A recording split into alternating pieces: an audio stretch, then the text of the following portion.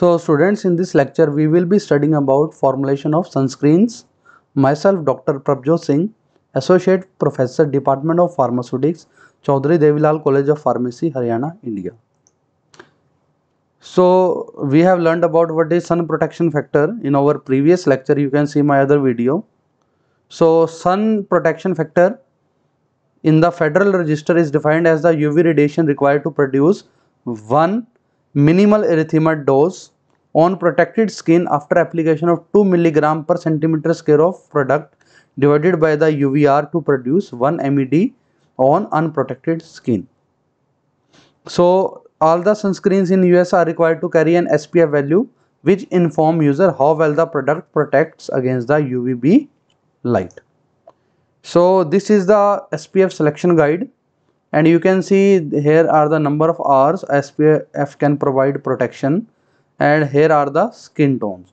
So very fair tones that never tans and always burns require a higher value of SPF, that is 30 for 1 hour, and a dark tone that rarely burns require a SPF of 8 to 14. And the maximum exposure of 5 hours require a 50 to 100 SPF for fair tones, and dark tone it requires a SPF value of 30 only. So the more is the dark tone, less is the sun protection required. So sunscreens are designed to provide photo protection against the harmful radiation of the sun, including both UVA and UVB radiation. The protection they provide can be through chemical or physical methods. Sunscreens are available in a wide variety of dosage forms, including creams, lotions, sticks, wipes, gels, as well as aerosols.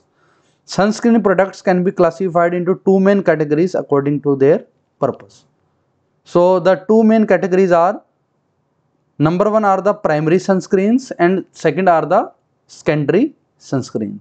Primary sunscreens are products whose main purpose is to provide photo protection for the skin, such as beach sunscreens and products used for outdoor activities.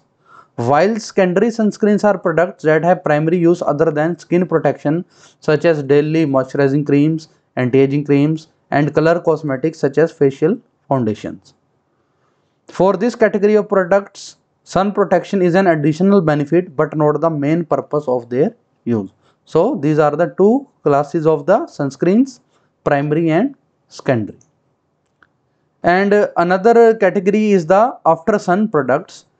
These are the products that are designed to be used after exposure to the sun or other UV radiation, that when a person experiences a redness or sunburn, these products are used afterwards. After sun preparations help smooth and moisturize the skin as well as provide a cooling effect and relieve pain resulting from sunburn. Product forms include lotion, creams and gels. So here is an example: Lakme Sun Expert After Sun Gel soothes sun exposed skin. So this is used after exposure, not for protection. So this is another type. Sunscreens are that protect from the burning, and after sun products are used after the skin is exposed to sun and it has caused sun burning. Okay. So next are the required qualities and characteristics and consumer needs. So sunscreens should provide protection against both UVB and UVA radiation, allow some tanning, they should be water resistant. Sun damage preparation, they should alleviate pain, that is remove pain, soothe and moisturize the skin, provide cooling effect, and both of these should be non-odorous, non-sticky, non-staining for skin or clothing, pleasant feeling during and after application, quick drying time and absorption after application, easy spreadability, user friendly to encourage frequent application and provide reliable protection, non-toxic, non-irritant and non-sensitizing. So these are the qualities of the sunscreens and after sun products. So next is the ingredients and formulation of sunscreens. Sunscreens represent a practical approach to photo protection.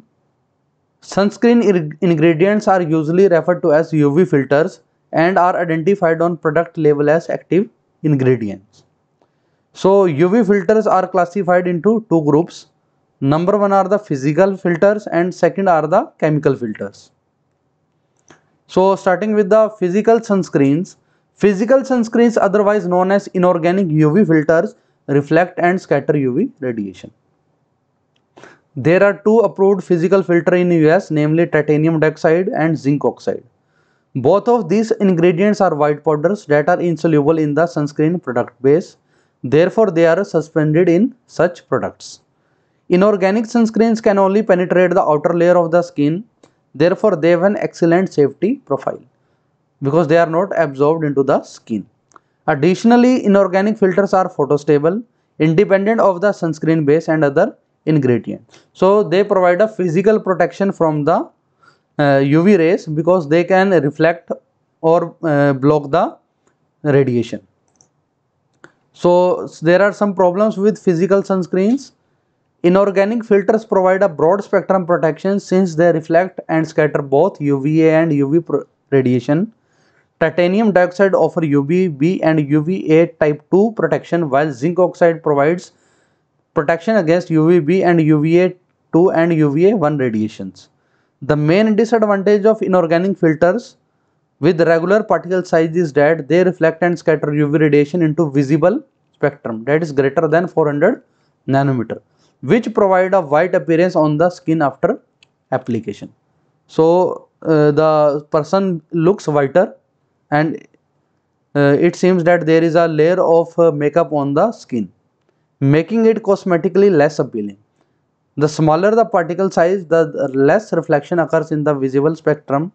Therefore, today titanium dioxide and zinc oxide are commonly used in micronized, that is with a particle size of 1 to 100 micrometer, and nanonized, that is with a particle size of 1 to 100 nanometer forms for an aesthetically more appealing cosmetic look.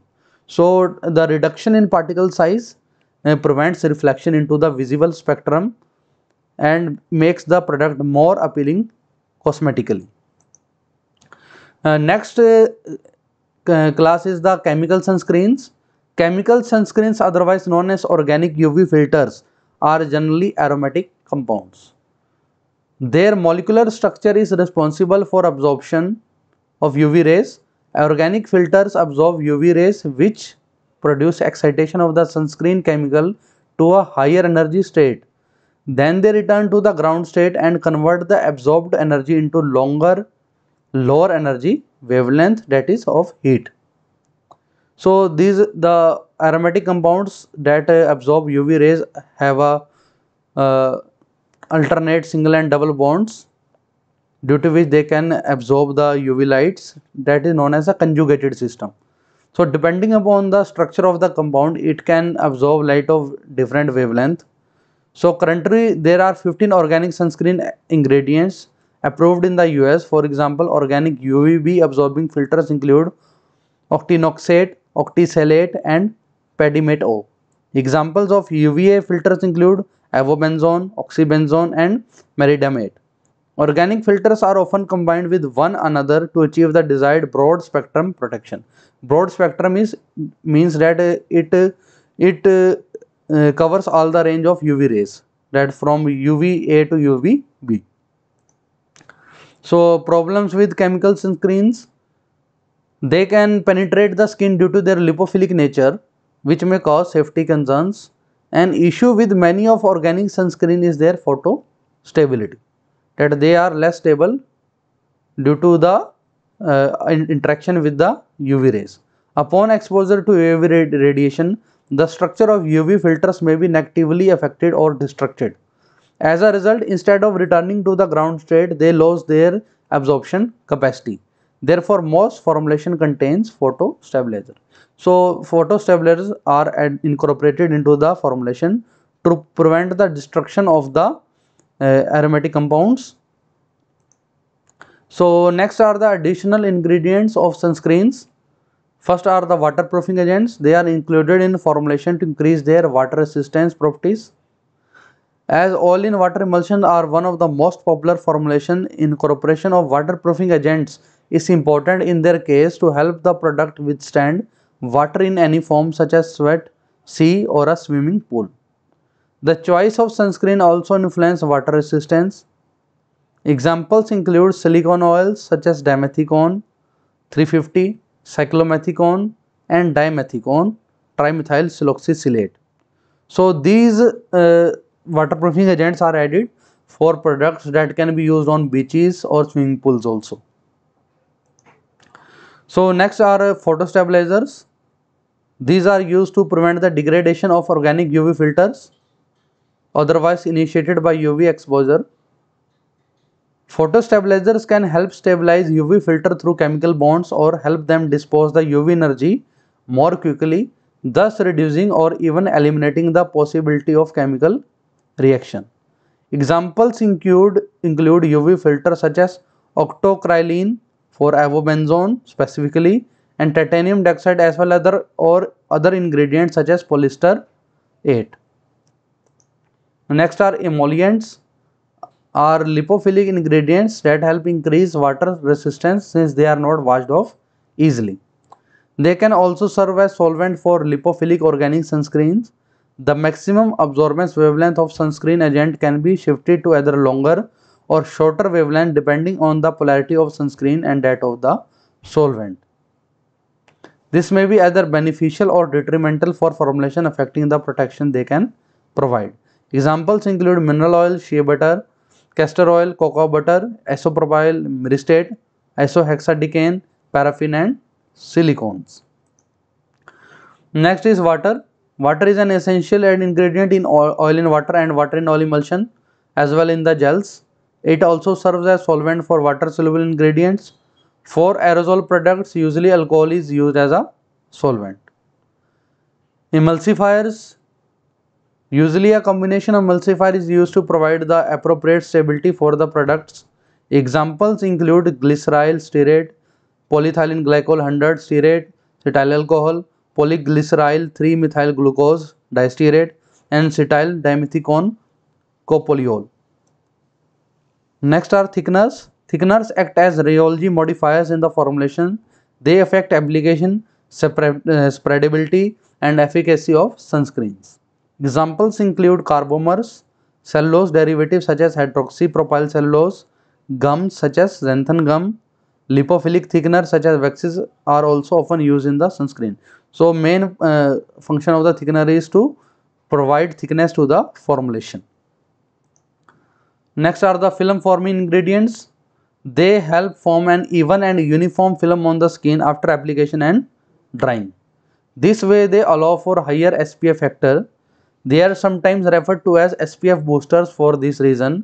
Examples include hydrolyzed wheat protein, PVP cross polymer, methyl cellulose, polyester 7, and acrylates, octyl acrylamide copolymer. So these are all the film forming agents. This way they allow for higher SPF factor protection. Antioxidants. The damage attributed to UV radiation, for example aging, is attributed to formation of free radicals in the deeper skin layers. So to prevent that, antioxidants are added. Example include vitamin E and vitamin C. Preservatives are necessary when water is present in formulation.